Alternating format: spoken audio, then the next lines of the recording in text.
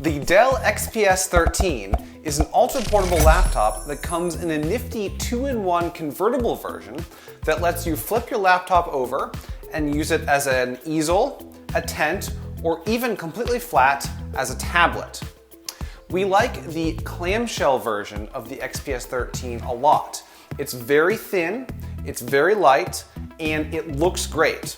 And the XPS 13 2-in-1 convertible version is also excellent, having many of the same physical features of the regular XPS 13.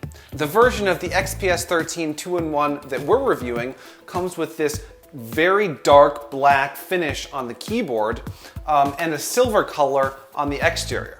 You can also opt for an Arctic white color scheme on the inside of the laptop. One of the few downsides to the XPS 13 is that the keyboard is relatively shallow. The keys themselves have magnetic parts to them, which means that typing is very solid, but the key travel distance is very shallow.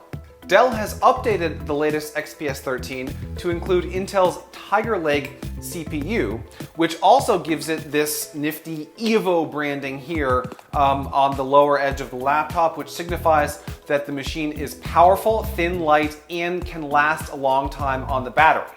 Now, we tested battery life and we got more than 14 hours, which is good, although it's not the absolute best that we've seen from a thin and light laptop. We've seen some last for more than 24 hours.